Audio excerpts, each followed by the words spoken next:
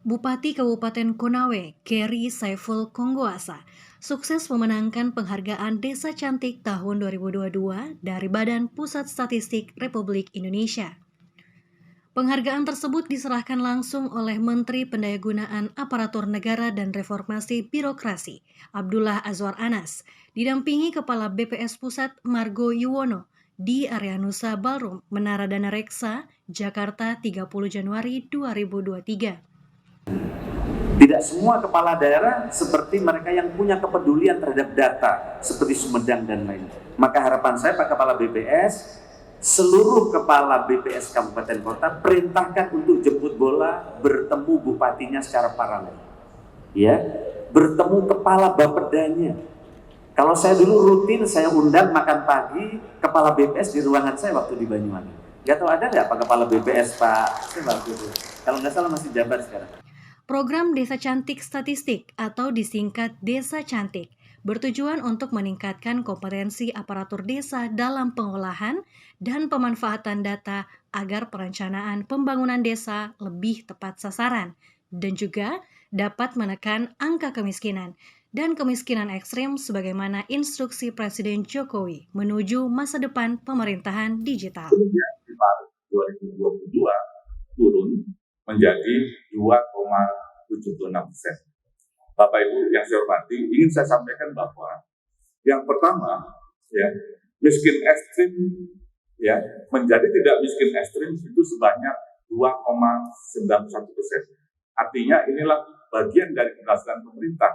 Kalau programnya biasa, tata kelolanya masih menggunakan yang lama, sepertinya sulit mencapai target Pak Presiden gitu ya. Tapi harapan ini menjadi backbone daripada bagaimana pemerintah menggunakan satu data dan bagaimana pemerintah juga berkolaborasi dalam pemutakhirannya sehingga nanti sasaran lebih tepat ya dengan tata kelola yang baik ya harapannya kalau kita bisa menghasilkan platform digital resource ke depan ya maka tidak mustahil kita bisa mengejar negara-negara yang lebih dahulu memiliki sistem yang sudah terintegrasi.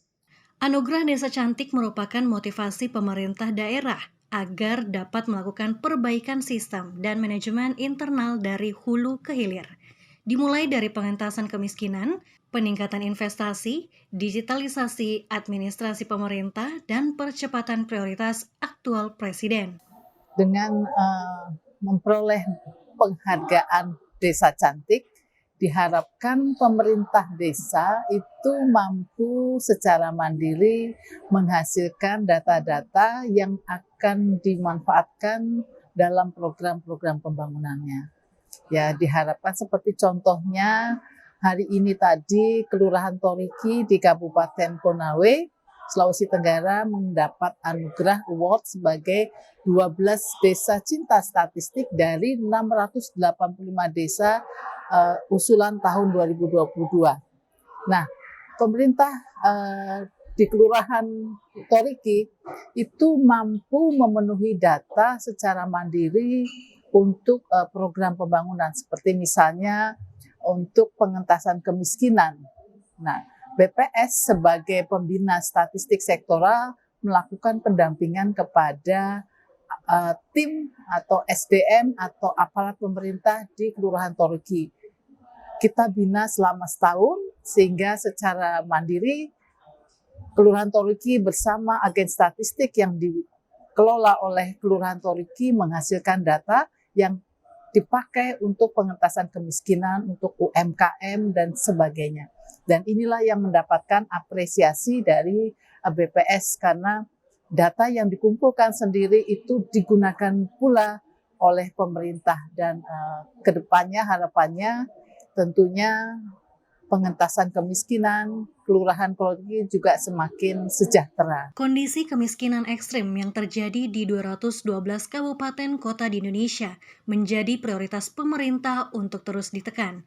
Menurut Margo Yuwono, kemiskinan bersifat dinamis, sehingga pemutakhiran data perlu dilakukan secara rutin, terintegrasi, dan juga berkesinambungan. Kabupaten Konawe, khususnya Desa Toriki, dinilai telah mampu mengumpulkan data, serta melakukan pengolahan data sektoral secara mandiri untuk mendukung pembangunan pada level desa.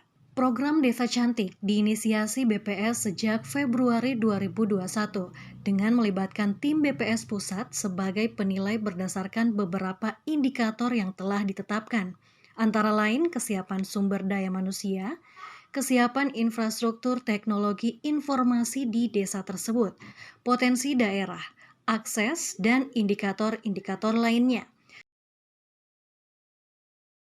Saya dulu di Konawe daerah tertinggal dan daerah miskin. Nanti 2015 baru saya terlepas.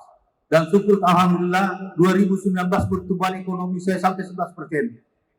Sampai sekarang juga masih 6,51%. Tapi yang mengagetkan saya ada dua persoalan. Saya pernah dipersoalkan bahwa banyak desa berhantu. Itu di lokasi saya.